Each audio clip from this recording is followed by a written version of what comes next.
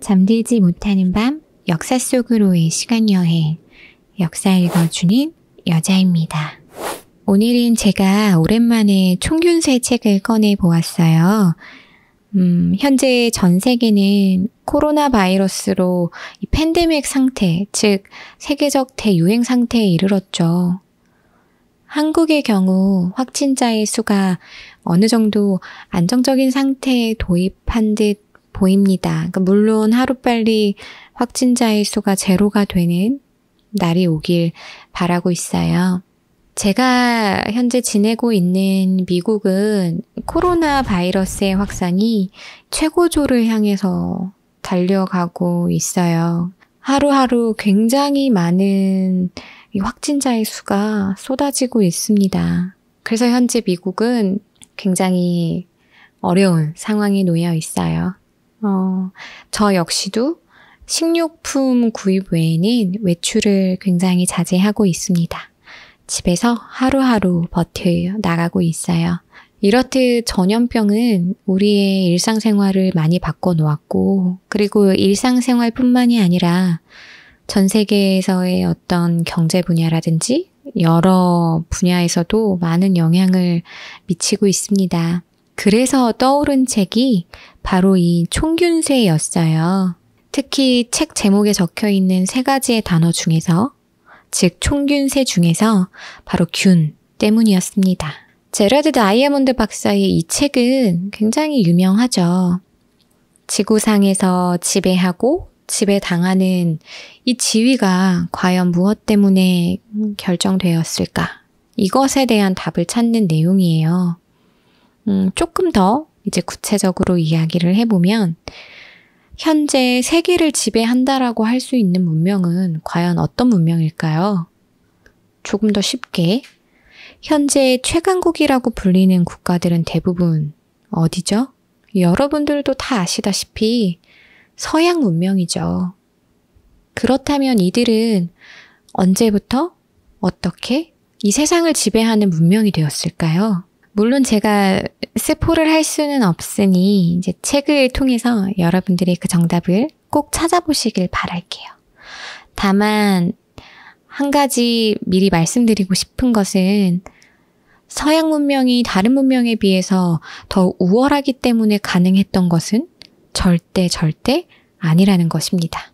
물론 여러분들께서 책을 읽어보시면 다 아실 수 있는 내용이지만 미리 참고하시라고 제가 이제 말씀드렸어요. 그렇다면 이제 책에서 이야기하는 핵심 내용인 서양 문명은 어떻게 이 세계를 지배하는 문명의 위치에 도달했을까? 물론 책 제목에서도 유추할 수 있듯이 그 핵심 원인 중 하나가 바로 균입니다. 그럼 여기에서 또 궁금증이 생겨요. 이 눈에도 보이지 않는 균이 어떻게 인간의 지배구조에 영향을 미쳤을까?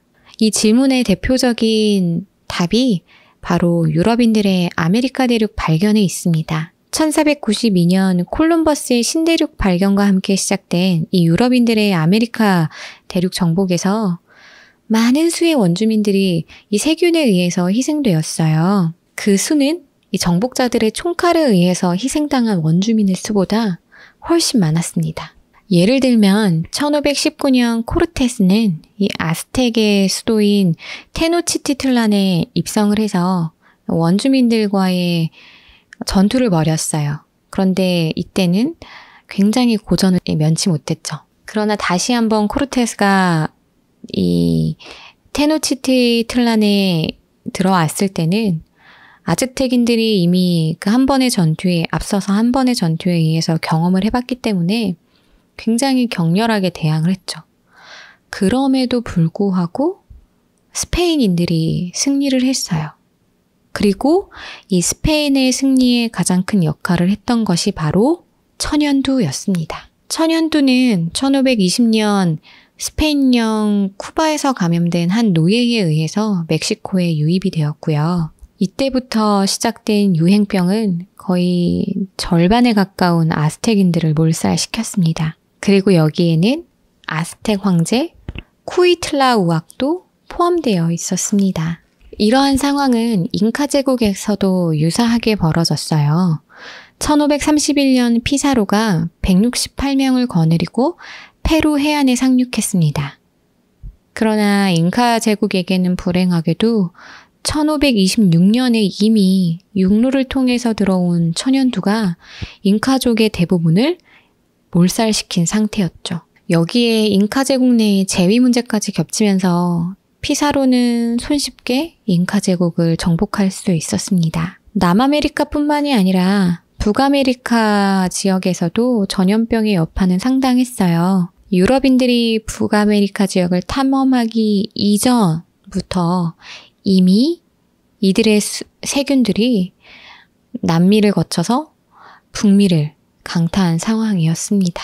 그럼 여기에서 또 다른 의문이 생겨요. 왜 우리는 정복자들이 아메리카 대륙에서 새로운 질병에 걸려서 이 대다수가 죽었다는 이야기를 듣지 못한 것일까? 다이아몬드 박사도 이와 같은 질문을 던집니다. 남북 아메리카와 유럽 사이의 세균 교환은 왜 이렇게 불평등했을까? 하고 말이죠. 아메리카 원주민들은 유럽에서 건너온 수많은 병균들에 의해 대다수가 죽음을 맞이했어요. 반면 우리는 유럽인들이 신대륙에서 넘어온 질병 때문에 대다수가 죽었다. 이런 이야기를 들은 적이 없죠. 왜 그런 것일까요? 다이아몬드 교수는 이야기합니다. 먼저 신세계의 조밀한 인구 집단이 발생하기 시작한 시기가 9세기보다 늦었다라는 것이에요. 그리고 안데스, 중앙아메리카, 미시시피강 유역과 같은 이 아메리카 대륙의 인구 조밀 지역은 로마 시대의 유럽이라든지 그리고 북아프리카, 인도, 중국처럼 정기적이고 신속한 교역을 통해서 하나의 거대한 세균 번식장으로 연결되지 못했다라는 것이죠. 결국 아메리카 대륙의 원주민들은 유라시아 대륙의 사람들과는 다르게 여러 세균에 접촉할 기회가 없었고 이에 면역성이나 유전적인 저항성이 생기지 못했다라는 것이에요. 반면에 유라시아인들은 거대한 도시들이나 이제 국가들끼리의 교역이 있었고 그러한 교역을 통해서도 세균의 접촉 그리고 그것에 대한 저항성, 면역성 같은 것들이 이미 많이 축적되어 있는 상황이었기 때문에 어떻게 보면 아메리카의 원주민들보다 이 세균에 의한 사망이 훨씬 적을 수 있었다라는 것이죠. 그러나 이것만으로는 설명이 부족합니다. 어쨌든 아메리카 지역도 사람들이 군집해서 살았는데 그렇다면 왜 이들에게서는 치명적인 대중적 유행병이 생기지 않은 것일까? 다이아몬드 박사는 그 이유를 가축화된 군거 동물에서 찾았어요. 유라시아 대륙은 이미 가축화된 군거 동물들을 지니고 있었어요.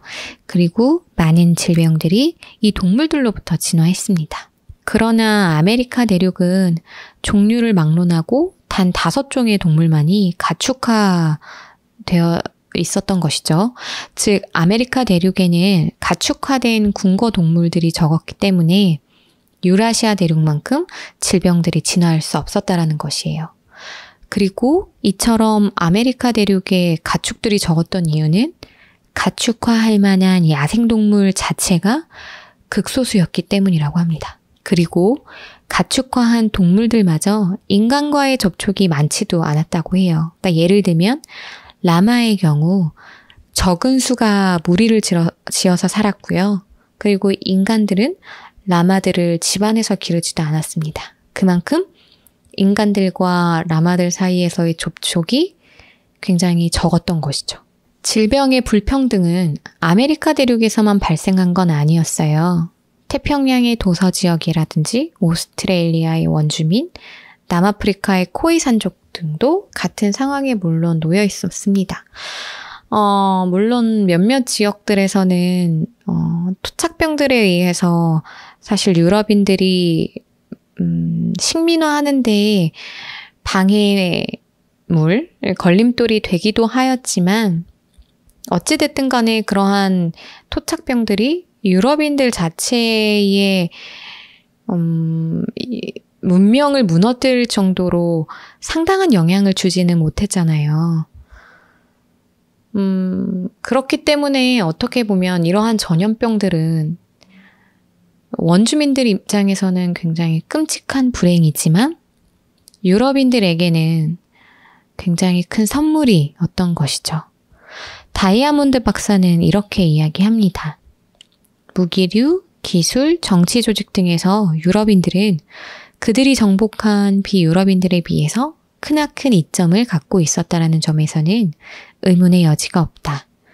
그러나 이 같은 이점만으로는 애당초 유럽의 소수 이주민들이 어떻게 남북 아메리카를 비롯한 세계 여러 지역에서 그토록 많은 원주민들을 교체할 수 있었는지 완벽하게 설명할 수 없다. 만약 유럽이 다른 여러 대륙에 이 사악한 선물을 주지 않았다면 그러한 일들은 일어나지 못했을 것이다. 현재 우리 역시도 면역성도 갖추지 못했고 백신도 없는 이 바이러스에 의해서 많은 사람이 사망하였고 또 고통받고 있습니다. 하루빨리 이 상황이 잘 마무리가 돼서 우리 모두가 행복한 일상으로 복귀할 수 있었으면 합니다. 여러분들도 모두 힘내세요. 오늘 이야기도 유익하셨다면 좋아요와 구독하기 버튼도 잊지 말아주세요. 지금까지 역사 읽어주는 여자였습니다.